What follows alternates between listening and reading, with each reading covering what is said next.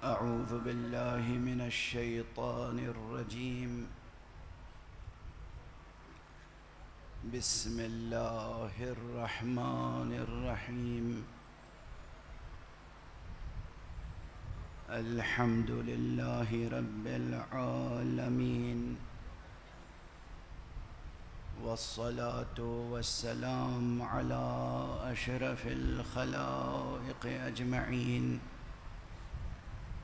سيدنا وسيد الأولين والآخرين، حبيبنا وحبيب إله العالمين، إمام المرسلين وخاتم النبيين، شفيع المذنبين ورحمة للعالمين، أبي القاسم المصطفى محمد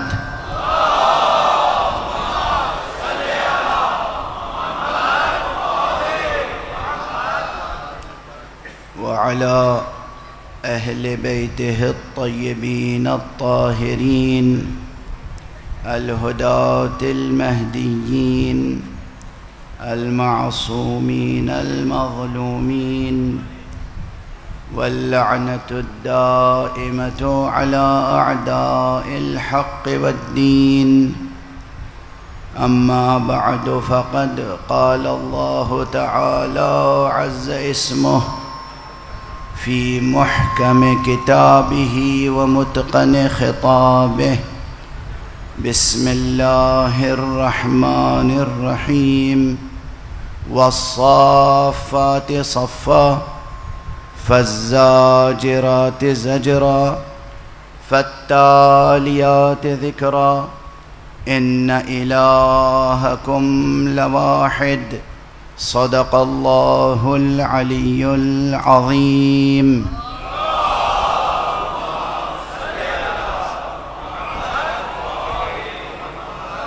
ایک اور بلندتر صلوات پڑھنے میں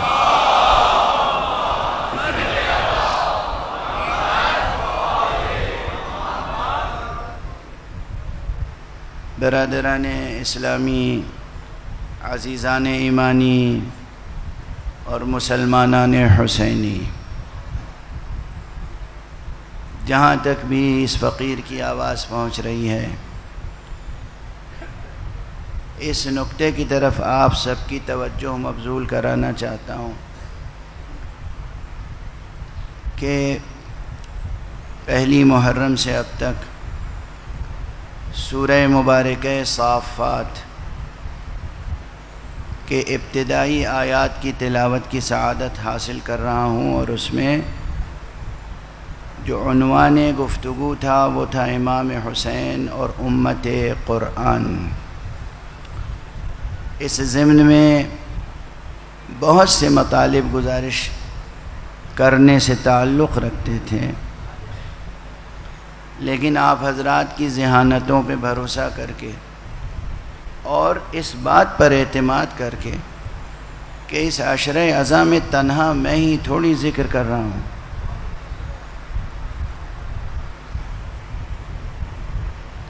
جہاں جس منبر پر جو ذاکر پڑھ رہا ہے گویا میں پڑھ رہا ہوں، سب یک زبان ہیں، سب کی زبان پر ذکر امام حسین ہے۔ آقا امام حسین کا جو بھی ذکر کرے سب کا احترام لازم ہے، تمام ذاکرین کا احترام لازم ہے، تمام نوحہ خانوں کا احترام لازم ہے، تمام سوس خان، مرثیہ خان، یہ جو چھوٹے چھوٹے بچے پڑھتے ہیں ان کا بھی ہاتھ چومنے کا جی چاہتا ہے۔ سلام ہو ان ماؤں کو، سلام ہو ان والدین کو، سلام ہو ان اساتذہ کو، سلام ہو ان بزرگوں کو جو ان بچوں کی تربیت ذکر حسین کے ساتھ کرتے ہیں۔ ہم جتنا بھی جتنی بھی فکر کریں، جتنا بھی سوچنے کی کوشش کریں، سمجھنے کی کوشش کریں، ہمارے اس دنیا میں رہتے ہوئے ہمارے پرسیپشن میں وہ بات آ نہیں سکتی کہ اللہ سبحانہ و تعالیٰ کے پاس اس ذکر حسین کا کتنا بڑا انعام ہے۔ یہ خطیبانہ مبالغہ نہیں ہے، یہ ہمارے بزرگ علماء، عرفاء، ارباب دل، ان کا مشاہدہ ہے، ان کا مکاشفہ ہے، اور پھر ان مشاہدوں اور مکاشفوں پر احادیث ائمہ معصومین، احادیث پیغمبر صلی اللہ علیہ وآلہ وسلم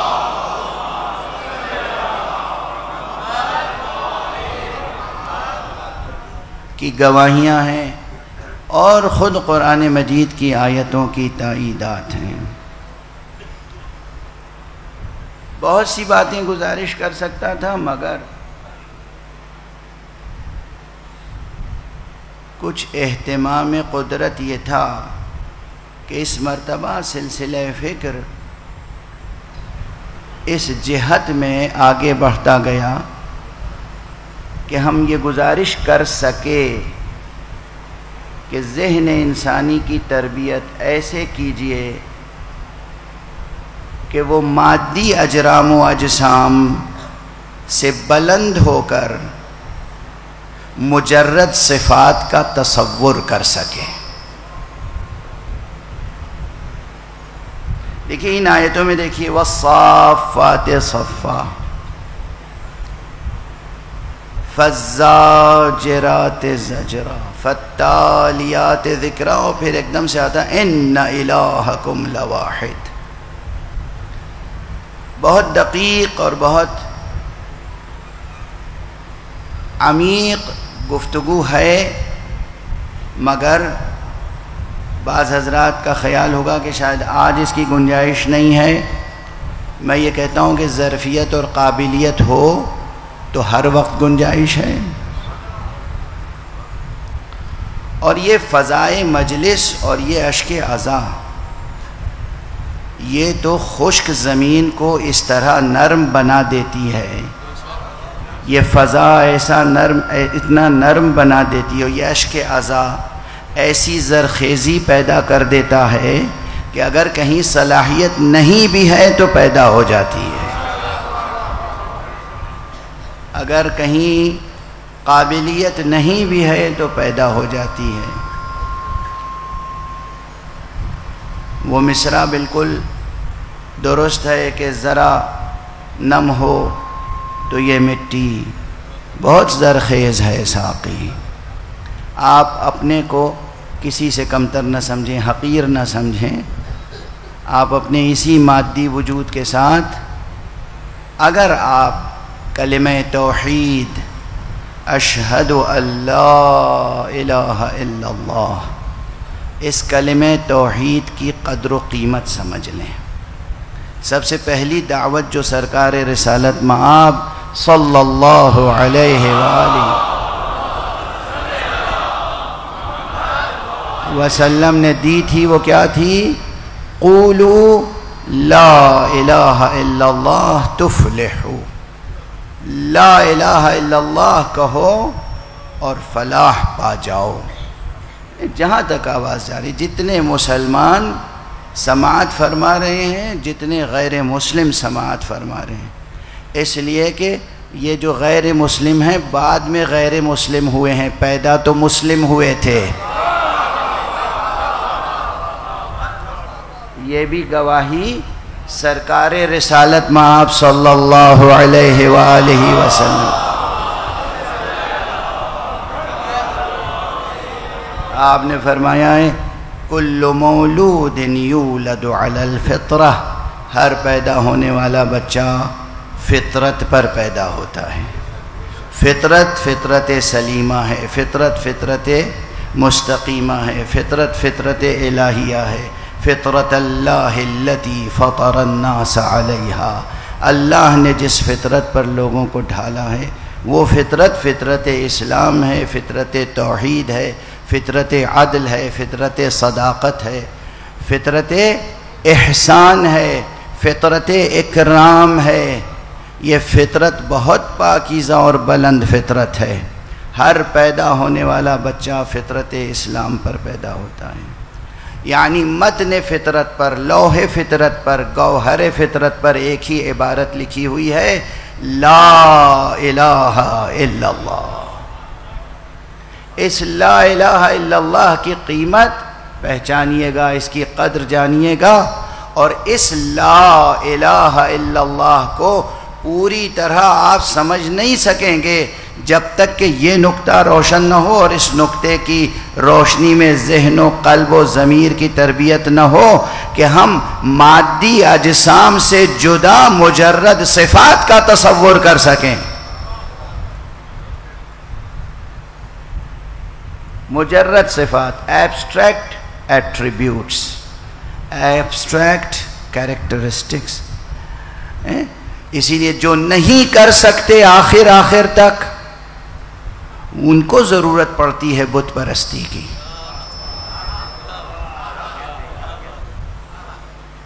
یہ کیوں زور دے رہا ہوں؟ یہ ایک بت بنا کے سامنے کیوں بیٹھ جاتے ہیں؟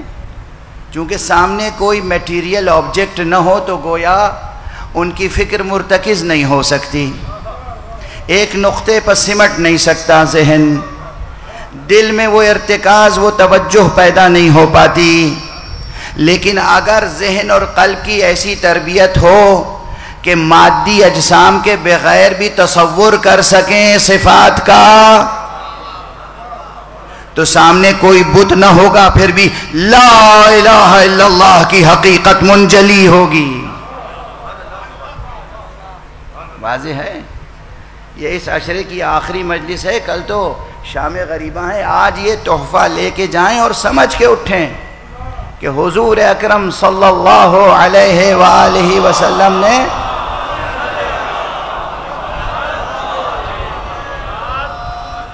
پہلی دعوت جو دی تھی، اور وہ خلاصہ اسلام و خلاصہ قرآن ہے، بلکہ خلاصہ جمیع صحف انبیاء اور جمیع کتب سماویہ ہے۔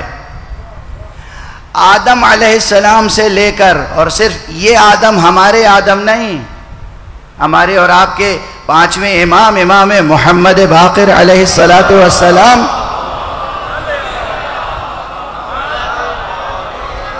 سے پوچھا گیا، فرزند رسول، حجت خدا، یہ بتائیے کہ ہمارے آدم سے پہلے کون تھا؟ کہا آدم۔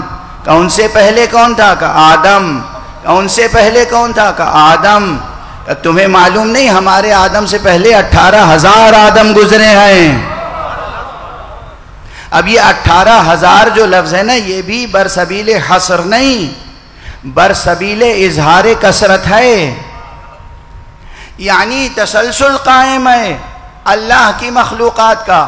تو جب سے بھی سلسلہ خلقت کا ہے، اور انبیاء کا سلسلہ ہے، نبوت کا سلسلہ ہے، رسالت کا سلسلہ ہے، ولایت کا سلسلہ ہے، جتنے انبیاء کے صحیفے اور جتنی آسمانی کتابیں ہیں بشمول قرآن، سب کا خلاصہ ایک ہی فقرہ ہے، لا الہ الا اللہ۔ اس حقیقت کو سمجھیے اور اس کلمہ مبارکہ سے محبت کرنا سیکھیے۔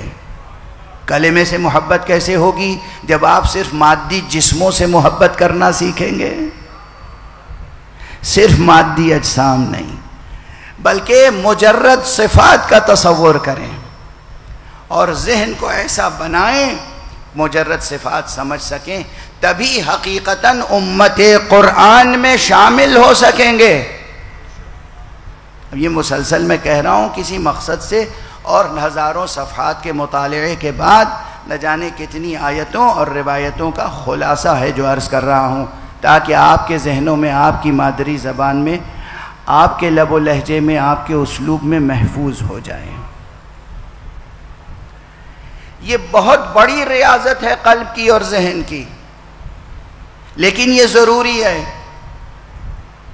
صفتوں کو پہچاننا، ہمیشہ موصوف سے صفت پہچاننے کا طریقہ رائج ہوتا ہے زیادہ تر، لیکن یہ قرآن ہے، یہ اسلام ہے، یہ مکتب اہل بیت ہے جو صفتوں سے موصوف کو پہچانواتا ہے۔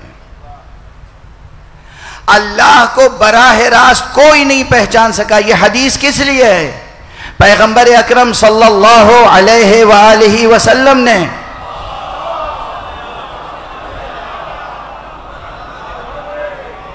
فرمایا کہ اللہ کو کوئی نہیں پہچان سکا مگر یا علی میں یا تم، اور مجھے کوئی نہیں پہچان سکا مگر اللہ یا تم، اور تم کو بھی اے علی کوئی نہیں پہچان سکا مگر اللہ یا میں. یہ تسلیس کہاں سے پیدا ہوئی؟ کس لیے پیدا ہوئی؟ اس لیے کہ حقیقتاً مجرد صفات کو پہچاننا ہر ذہن انسانی کو یہ ملکہ حاصل نہیں ہے، لیکن اس کی دعوت دی گئی ہے، اس کی دعوت دی گئی ہے، اس کی مشق کرنی ہے، ذہن کو ارتقاء کی منزلوں تک بلند سے بلند کرنا ہے، اچھائیوں کو پہچاننا ہے. اور چونکہ انسانی ذہانتیں دو حصوں میں منقسم ہیں، کچھ ذہانتیں وہ ہیں جو بالیدہ ہو جاتی ہیں، بالغ ہو جاتی ہیں، کمال کے درجے تک پہنچ جاتی ہیں تو صفتوں کو پہچاننے لگتی ہیں، کچھ نہیں پہچان پاتی، صرف موصوف کے ذریعے سے ہی صفت کو پہچانتی ہیں. اسی لیے پیغمبر نے وہ حدیث ارشاد فرمائی علی مع الحق والحق مع علی. دیکھو علی حق کے ساتھ ہیں، اگر موصوف سے صفت کو پہچاننا ہو تو علی کو پہچان کے حق پہچان لو، اور اگر تمہارا ذہن اتنا بالیدہ ہے کہ صفت سے موصوف کو پہچان سکتے ہو تو حق کو پہچان کے علی کو پہچان لو. لیکن اس دنیا مادی میں، اس اسپیس ٹائم کمپلیکس میں زیادہ تر لوگ وہ ہوں گے جو موصوف سے صفت کو پہچانیں گے، صفت سے موصوف کو نہیں پہچان سکتے. اسی لیے کہا اللہم ادر الحق حیث ما دار علی، پروردگار حق کو ادھر موڑ دے جدھر علی مڑ جائے.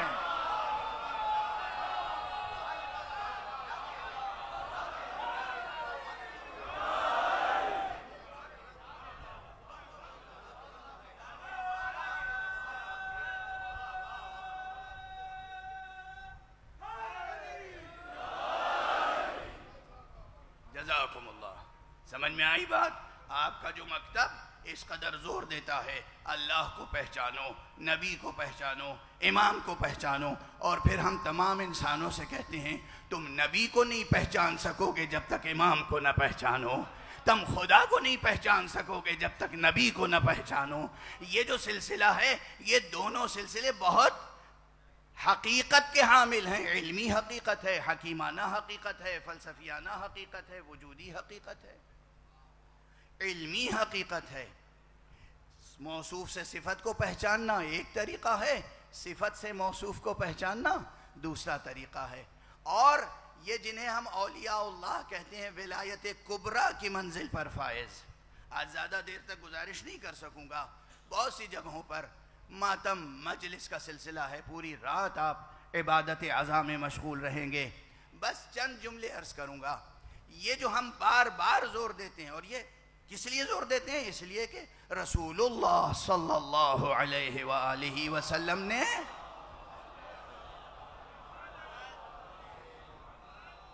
حدیثیں ارشاد فرمائی ہیں. اگر حضور نے ارشاد فرماتے تو پھر کس کے ذہن میں اتنی صلاحیت تھی جو ان حقیقتوں تک پہنچ جاتا؟ حضور نے ارشاد فرمائی ہیں، اس لیے ہم اسے دہراتے ہیں، دل و جان سے عزیز رکھتے ہیں، اپنے ایمان کا سرمایہ سمجھتے ہیں، اور جس چیز کو ہم عزیز رکھتے ہیں وہی دوسروں کو سامنے پیش کرتے ہیں، وہی دوسروں کے سامنے پیش کرتے ہیں. پورے عالم انسانیت کے لیے ہمارا جو یہ پیغام ہے، علی کو پہچانو، حسین کو پہچانو، پنجتن کو پہچانو، 12 امام کو پہچانو، 14 معصومین کو پہچانو، اور جب ان کو پہچان لوگے یہ بہترین وسیلہ ہیں، ان کے ذریعے سے خدا کو پہچان سکو گے. ہم سب کا مقصد ایک ہے، منزل ایک ہے، ملجا ایک ہے، ماوا ایک ہے، منتہا ایک ہے، وہ ہے ذات کبریا، ذات حق. ہم سب کو اللہ کی بارگاہ میں پہنچنا ہے، ہم سب کو اللہ کی معرفت حاصل کرنی ہے، ہم سب کو اللہ کی عبادت کرنی ہے. خدا کے علاوہ کسی کی بھی عبادت زینہار ہرگز ہرگز غیر خدا کے سامنے پیشانی نہ جھکے، اللہ کے سوا کسی کو سجدہ بندگی نہ کرنا، سجدہ عبودیت نہ کرنا۔ تمہارے پاس چاہے جتنی دولت ہو، تمہارے پاس چاہے جتنی طاقت ہو، تمہارے پاس چاہے جتنی صلاحیت ہو، تمہاری نگاہ میں چاہے دنیا کا بلند سے بلند، کائنات کا، موجودات کا بلند سے بلند نمونہ کیوں نہ ہو، اسے سجدہ نہ کرنا۔ سجدہ کرنا تو صرف خدا کو کرنا۔ یہ بھی تہذیب کس نے سکھائی ہے ہمیں؟ کس نے سکھائی ہے یہ تہذیب؟ یہ شعور بالیدہ کس نے کیا؟ کتنی ہی مصیبتیں پڑیں، ایک یہ کہ مقام شکر ہے، شکر ادا کرنا چاہتے ہیں، ایک یہ ہے کہ مقام خوف ہے، پناہ لینا چاہتے ہیں، کسی سے بھی مدد نہ لینا سوائے خدا کے، کسی کے آگے سجدہ نہ کرنا سوائے خدا کے۔ کس نے سکھایا یہ؟ یا محمد نے سکھایا صلی اللہ علیہ وآلہ وسلم۔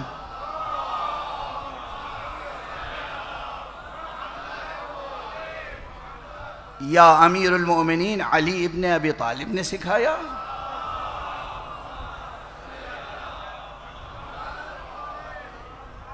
یا حسین نے سکھایا؟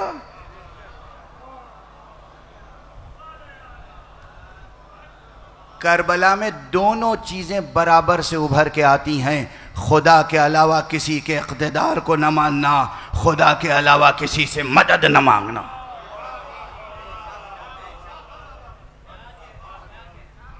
آج اگر یہ شب عاشور ہم نے اپنا عقیدہ درست نہیں کیا، اپنا ایمان درست نہیں کیا، اپنے عمل کا صحیح طریقہ نہیں درست کیا، صحیح طریقہ نہیں سیکھا، تو پھر کوئی اور شب نہیں آئے گی جس میں آپ تعلیمی لحاظ سے، تربیتی لحاظ سے سیکھ سکیں۔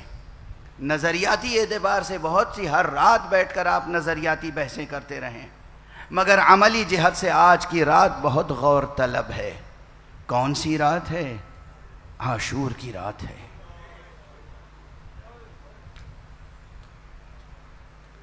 کون سی رات ہے؟ شب عاشور۔ آقا حسین نے کیا اعلان فرمایا تھا؟ ابھی چند جملے عرض کرنا چاہتا تھا، لیکن آپ گریے کی طرف مائل ہیں، ذرا ضبط کر لیں تو ایک فقرہ کہہ کے آگے بڑھوں۔ یہ جو اقدار کی بحث ہے، کوئی مبالغہ نہیں ہے، خدا کی قسم کوئی مبالغہ نہیں ہے۔ جو ایک شاعر نے کہا، عربی زبان کا ایک شاعر ہے، اور اس نے مولا امیر المومنین علی ابن ابی طالب علیہ السلام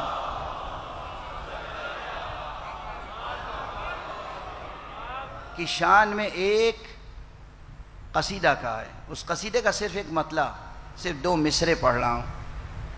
عجیب منزل ہے یہ، وہی اقدار، مجرد اقدار کا تصور جو کر سکتا ہو نا وہ سمجھ سکتا۔ کہا ہے کہ ہا علی بشر کیف بشر، غور تو کرو، دیکھو تو صحیح، توجہ تو کرو، التفات تو حاصل ہو۔ ہا علی بشر کیف بشر، دیکھو یہ علی بشر ہے مگر کیسا بشر۔ یہ ہے تو شعر مگر نری شاعری نہیں ہے، بڑی معرفت کی بات ہے۔ ہاں علی بشر کیف بشر، دیکھو یہ علی ہے بشر مگر کیسا بشر ہے۔ ربہ فیہ تجلی و ظہر، اس کا رب اس کے اندر تجلی کر رہا۔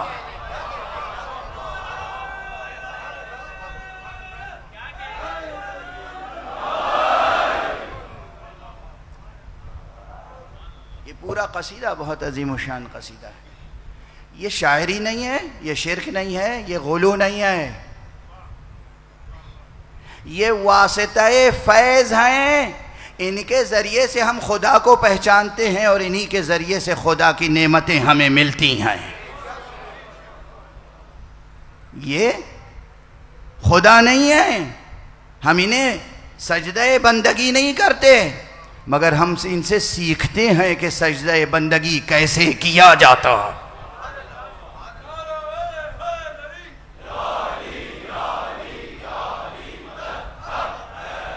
اور کیسی ہی مشکلیں ہوں مگر غیر خدا سے مدد نہیں لی جاتی، مدد بھی خدا سے لی جاتی ہے، مدد بھی خدا سے لی جاتی ہے۔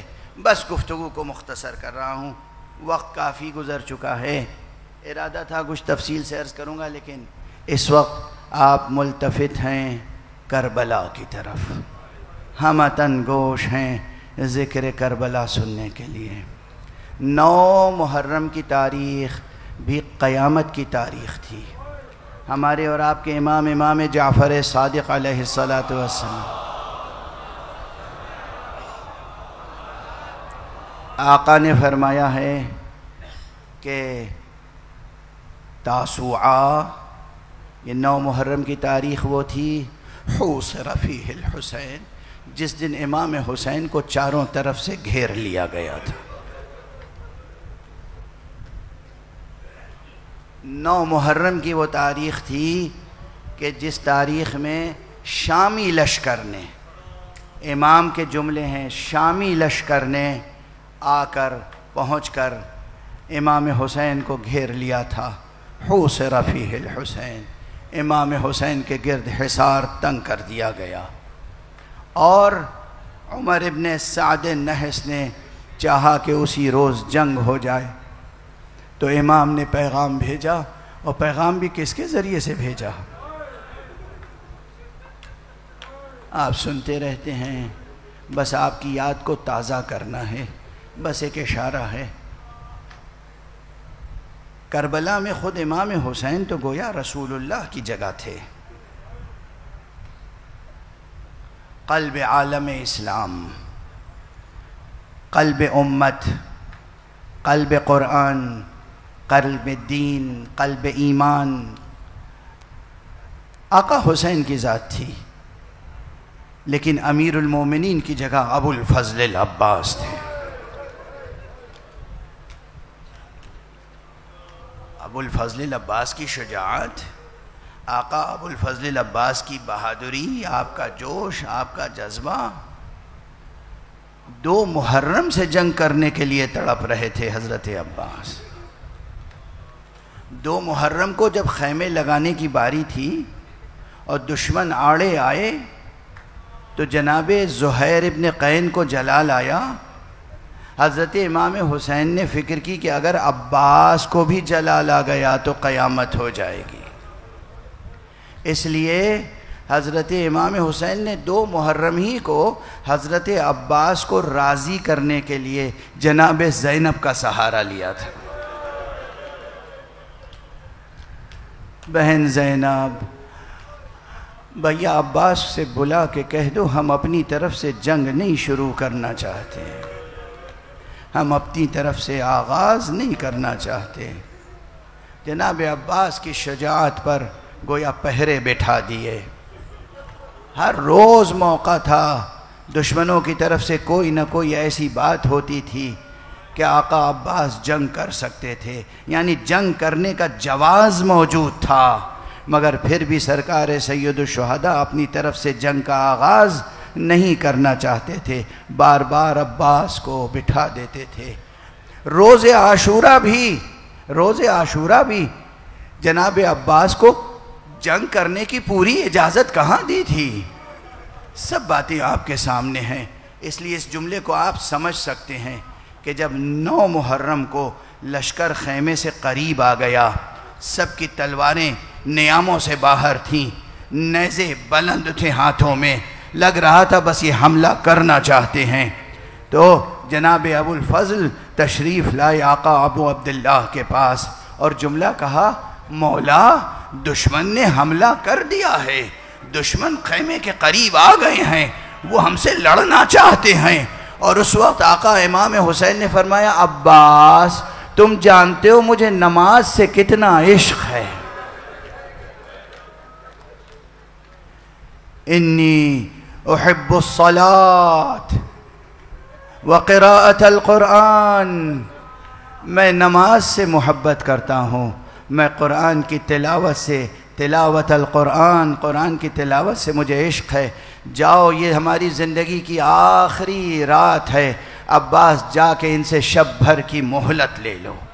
اللہ اکبر، اللہ اکبر۔ حسین جیسا شجاع، عباس جیسا شجاع، قدرت الہیہ کے مظاہر ہیں یہ، اور لئیم بزدل دشمن سے مہلت لے رہے ہیں تو نماز کی خاطر۔ کیا اس حقیقت میں پیغام ہمارے لیے نہیں ہے؟ آپ کے لیے نہیں ہے؟ پوری امت کے لیے نہیں ہے کوئی پیغام؟ پورے عالم انسانیت کے لیے کوئی پیغام نہیں ہے؟ نماز پڑھنے کے لیے مہلت لے رہے ہیں، اللہ کی کتاب کی تلاوت کرنے کے لیے مہلت لے رہے ہیں، خدا کو گواہ کر کے کہہ رہے ہیں پروردگار تو گواہ ہے کہ اس حسین کو تیری نمازوں سے کتنا عشق ہے، تیری کتاب سے کتنا عشق ہے۔ جاؤ عباس جاؤ، ایک شب کی مہلت لے لو۔ یہ ایک شب کی مہلت جو لی ہے شب عاشور، امام حسین علیہ السلام نے یہ عبادت کی، شب بھر عبادتیں بھی ہوئیں، نمازیں پڑھی گئیں، تلاوت ہوئی، استغفار کا سلسلہ رہا، ذکر الہی، حمد الہی، تہلیل و تسبیح و تمجید الہی کا سلسلہ رہا۔ دشمن گواہ ہیں، دشمنوں کی زبانی سے منظر نگاری ہوئی ہے کہ کس طریقے سے خیام حسینی سے ذکر خدا کی آوازیں بلند ہوتی تھیں۔ اس طرف دوسرے لشکر میں آلات طرب کی آوازیں سنائی دے رہی تھیں، نغمہ و سرود کی آوازیں سنائی دے رہی تھیں، ساز عشرت کی آوازیں سنائی دے رہی تھیں، اور ادھر نماز اور ذکر و تلاوت کی آوازیں تھیں۔ یہ کم بیان کیا جاتا ہے لیکن کتابوں میں موجود ہے اور اہم ہے۔ ایک دو نہیں، بہت سے افراد اس رات میں دشمن کی فوج سے آقا حسین کی طرف آئے ہیں۔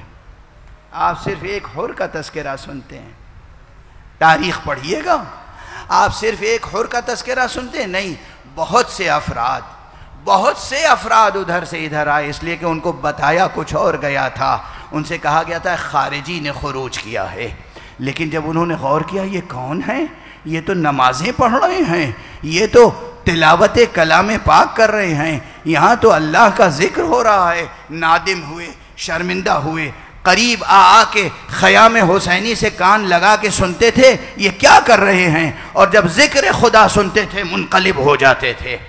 بہت سے افراد لشکر حسینی میں شامل ہوئے، اور حر جب پوری رات گزر گئی صبح عاشور آ کے لشکر حسینی میں شامل ہوئے۔ یہ سب آپ سنتے رہتے ہیں۔ یہ شب عاشور قیامت خیز رات تھی مگر ہدایت خیز رات بھی تھی۔ اس شب عاشور کا تذکرہ قیامت تک لوگوں کو ہدایت دیتا رہے گا۔ جو نہیں جانتے حسین کون تھے اور کس لیے کھڑے ہوئے تھے، وہ شب عاشور کے تذکرے صرف پڑھ لیں تاریخ میں تو انہیں ہدایت حاصل ہو جائے گی۔ امام نے خطبہ دیا تو کیا خطبہ دیا، پھر امام نے اپنے اصحاب سے گفتگو کی، کیسے گفتگو کی، اصحاب نے امام سے اگر تجدید بیعت کی اور تجدید عہد وفا کی تو کس طرح سے کی، کن لفظوں میں کی۔ ہر فقرے میں تاریخ کے ایک درس پوشیدہ ہے، اسے غور سے پڑھنے، سمجھنے اور عام کرنے کی ضرورت ہے۔ اس کیفیت سے شب عاشور گزری، اور یہ سب آپ سنتے رہتے ہیں۔ آقا حسین نے ایک مرتبہ جو چراغ جل رہا تھا اسے گل کر دیا۔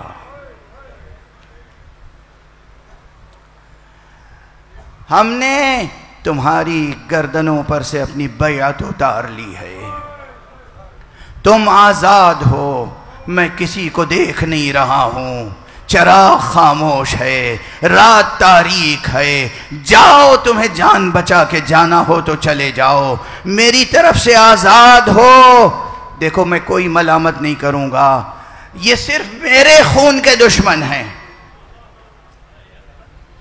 یہ صرف مجھے چاہتے ہیں، تم سے کوئی تعرض نہ کرے گا۔ مگر اب جو اصحاب رہ گئے تھے یہ وہ اصحاب تھے جن کا کوئی بدل روئے زمین پر نہیں تھا، جن کا ماضی میں بھی کوئی جواب نہ تھا، مستقبل میں بھی کوئی جواب پیدا ہونے والا نہ تھا۔ کوئی ایک نہ گیا، ایک نے اٹھ کے عہد وفا کا اعلان کیا، تجدید بیعت کی، اور ایک جملہ کہتے تھے، آقا لا بقاء لنا بعدک یا ابا عبداللہ، آپ کے بعد ہمارے لیے بقا کیا مانی؟ لا بقاء لنا ابن رسول اللہ، فرزند رسول آپ کے بعد ہم باقی رہیں، حاشا وکلا۔ کاش ہم ہوتے اس رات اور ہم بھی آقا سے تجدید بیعت کرتے اور جام شہادت نوش کرتے۔ یا لیتنا کننا مع الحسین، کاش ہم بھی آقا حسین کے ساتھ ہوتے۔ یہ شام گزری، ہاں کچھ واقعات اور ہیں خاص، نمازیں ہوئیں، عبادتیں ہوئیں، تلاوتیں ہوئیں، تجدید عہد کا سلسلہ ہوا، اصحاب نے وفاداریوں کا اعلان کیا، اور پھر رات کے کسی وقفے میں حضرت امام حسین بہن کے خیمے میں آئے۔ خیمے تھوڑے تھوڑے فاصلے سے لگے ہوئے تھے، اصحاب نگرانی کر رہے تھے۔ کچھ اصحاب تھے جو قدم بقدم آقا حسین کے ساتھ رہتے تھے، کہیں رات کی تاریکی میں کوئی دھوکے سے میرے آقا پہ حملہ نہ کر دے۔ آقا حسین جب جا رہے تھے، ساتھ میں حبیب ابن مظاہر تھے۔ آقا حسین خیمے میں چلے گئے اور حبیب ابن مظاہر خیمے سے ذرا فاصلے پہ کھڑے ہو گئے۔ ایک دم سے آقا حسین کی ایک آواز حبیب کے کان میں آئی، جیسے آقا حسین بہن سے کہہ رہے ہوں، نہیں بہن نہیں، ایسی بات نہیں ہے، میرے اصحاب بہت باوفا ہیں۔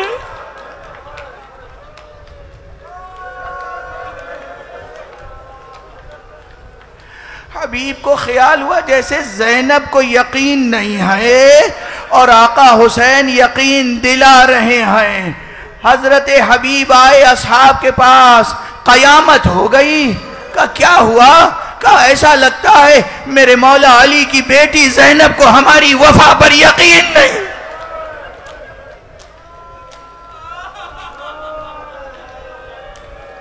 یہ تجدید وفا کا واقعہ اسی رات کا واقعہ ہے۔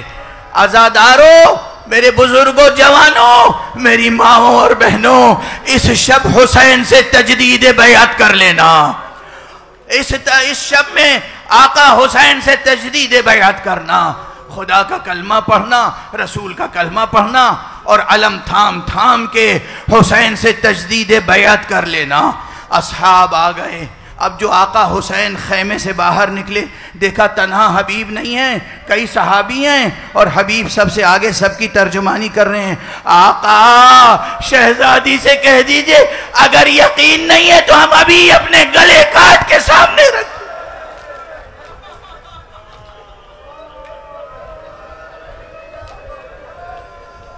اجرکم علی اللہ، اجرکم علی اللہ۔ یہ سب تذکرے صرف سننے کے لیے نہیں ہیں، سنیں، گریہ کریں، آنسو بہائیں، لیکن ساتھ ساتھ اپنے اندر یہ جذبہ پیدا کریں، آقا حسین کا ایک فرزند پردہ غیب میں ہے، آخر اس پردہ غیب سے باہر کیوں نہیں تشریف لا رہے ہیں؟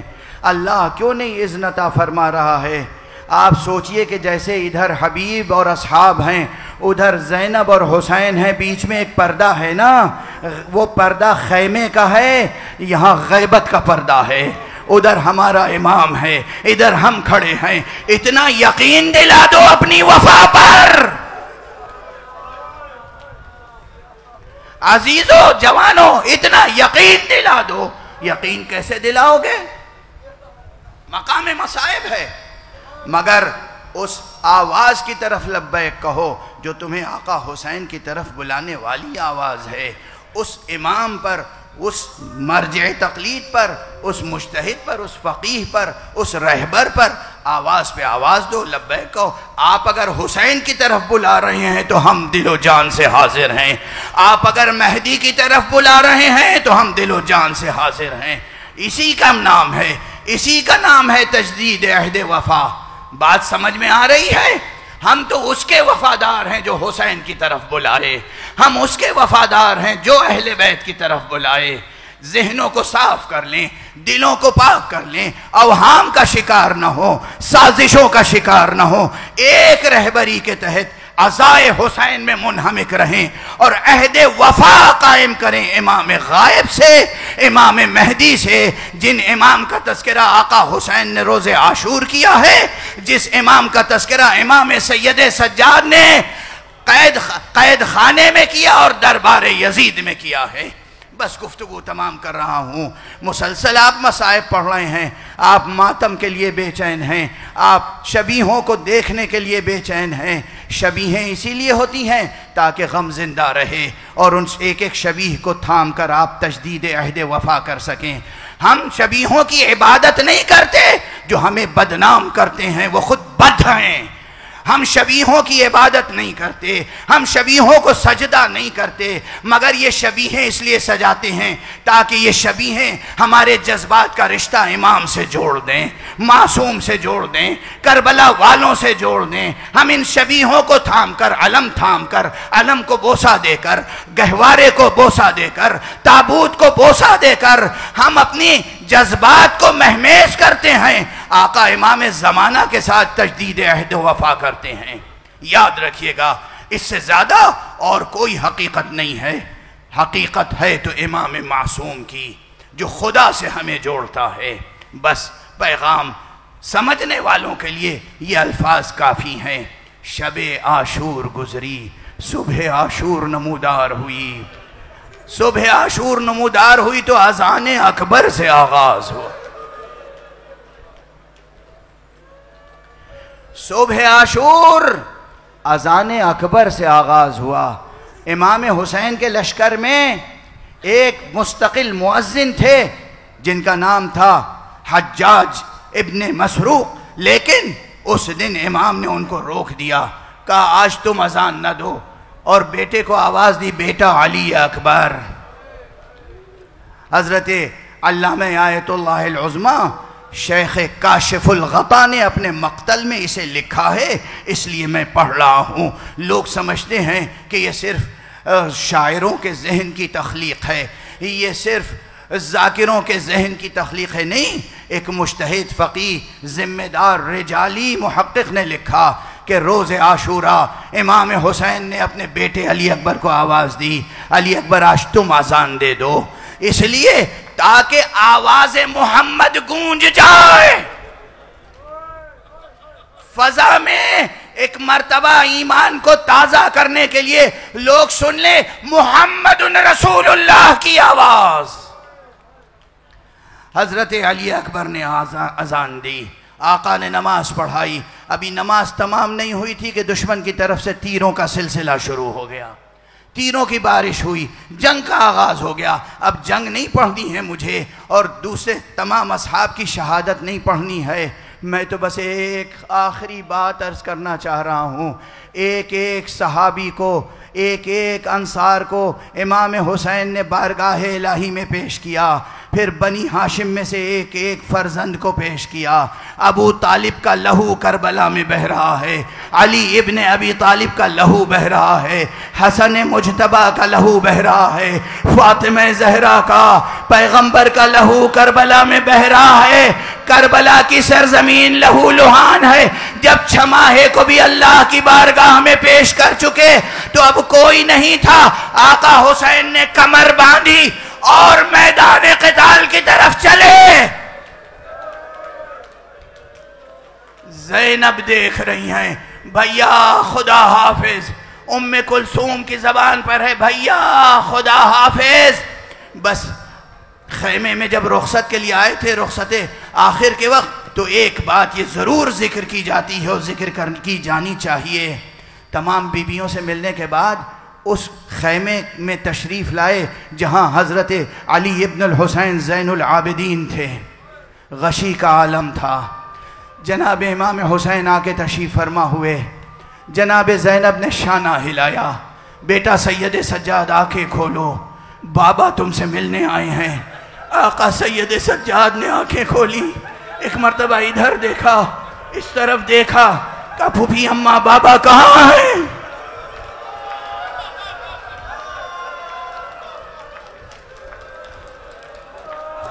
اجرکم علی اللہ اجرکم۔ سر سے پیر تک آقا حسین ایسے خون میں نہائے ہوئے تھے، اتنے زخم تھے، عبا و قبا و عمامہ ایسا پارا پارا تھا، بیٹا پہچان نہیں پا رہا ہے۔ اور ایک سبب اور تھا، اس لیے کہ کبھی آقا حسین کو تنہا نہیں دیکھا تھا اس ماحول میں. آقا حسین جب آتے تھے ساتھ میں علی اکبر ہوتے تھے، قاسم ہوتے تھے، اون و محمد ہوتے تھے، عباس ہوتے تھے. ایک مرتبہ جب دیکھا تنہا ہیں اور سر سے پیر تک لہو لہان، کہا پھوپھی اماں بابا کہاں ہیں؟ کہا یہ بابا بیٹھے ہیں. اور آقا حسین نے کہا بیٹے سید سجاد.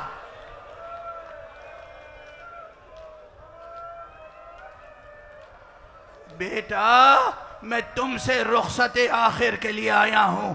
سید سجاد نے کہا بابا علی اکبر کہاں ہے؟ کہا قد قتل. بیٹا قتل ہو گئے. قاسم کہاں ہیں؟ قد قتل، قتل کر دیے گئے. اون کہاں ہیں؟ قد قتل، قتل کر دیے گئے. محمد کہاں ہے؟ قد قتل، قتل کر دیے گئے. ارے بابا عباس کہاں ہیں؟ چچا عباس. کہا یا بنی قد قتل، وہ بھی قتل ہو گئے. اور قبل اس کے کہ کوئی سوال اور کرتے، کہا بیٹا یہ سمجھ لو بس اب تم ہو اور میں ہوں، باقی سب قتل ہو چکے. سید سجاد نے اب ایک مرتبہ کروٹ لینا چاہیے، دونوں کوہنیوں کو زمین پہ ٹیکا. کہا پھوپھی اماں مجھے اٹھائیے، سہارا دیجئے، مجھے تلوار دیجئے. آقا نے کہا بیٹے کیا ارادہ ہے؟ کہا میں بھی تو فرزند رسول پر قربان ہو جاؤں.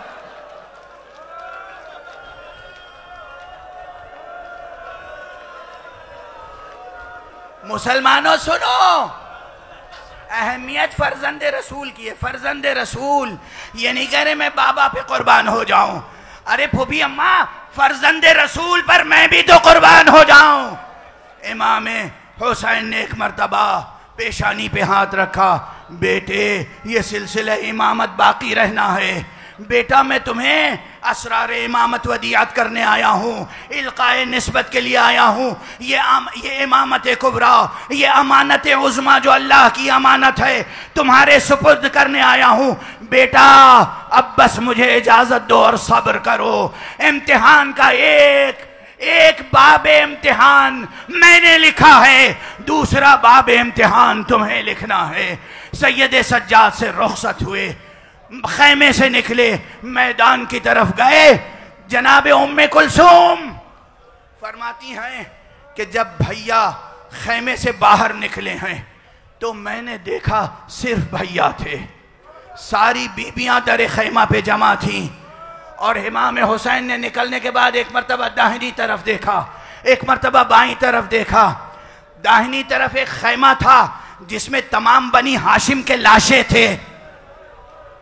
بائیں طرف ایک خیمہ تھا بڑا جس کا نام ہے فسطاط. وہاں گئے جہاں تمام اصحاب کے لاشیں تھے. ایک مرتبہ فسطاط کا پردہ اٹھایا، غور سے ایک ایک کے لاشیں کو دیکھا اور کہا میرے شیرو،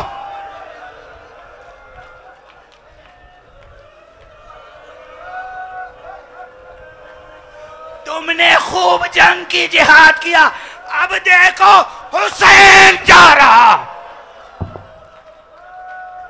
بلند آواز سے گریہ کیا، بلند آواز سے گریہ کیا. حسین نے گریہ کیا، اپنے اصحاب کو یاد کیا. اس کے بعد اس خیمے سے نکل کے آئے اور اس خیمے تک آئے جہاں علی اکبر کا لاشا تھا، جہاں اون و محمد کا لاشا تھا، جہاں قاسم کے لاش کے ٹکڑے تھے. اور اس کے بعد دیکھ کر خوب گریہ کیا، بلند آواز سے گریہ کیا. سب بیبیاں دیکھ رہی ہیں، ام کلثوم دیکھ رہی ہیں. پھر آئے درمیان میں، ایک مرتبہ پھر داہنی طرف دیکھا، بائیں طرف دیکھا. جناب زینب آگے بڑھی. بھیا میں سمجھ گئی اب کوئی نہیں ہے جو لجام فرس تھامے. بھیا میں لجام فرس تھامتی ہوں، آپ سوار ہوں. جناب زینب نے سوار کیا. جیسے ہی آقا کا راہوار کچھ دور آگے بڑھا، چند قدم آگے بڑھا تھا، جناب ام کلثوم کہتی ہے کہ مجھ کو ایک عجب منظر نظر آیا. میں نے دیکھا کہ اب حسین تنہا نہیں ہیں، آقا کے راہوار کے پیچھے دو نور کے پیکر ہیں جو بے تابانہ مضطربانہ آگے بڑھ رہے ہیں. میں نے پوچھا بھیا آپ اب تک تو تنہا تھے، اب میں کسے دیکھ رہی ہوں؟ پلٹ کے کہا بہن ام کلثوم، جب میں نے علی اکبر کو رخصت کیا تھا تو علی اکبر میری طرف سے قربان ہونے کے لیے جا رہے تھے، وہ آگے آگے تھے، میں پیچھے پیچھے تھا، اب میں جا رہا ہوں، یہ کوئی اور نہیں، نانا ہے، نانا رسول اللہ۔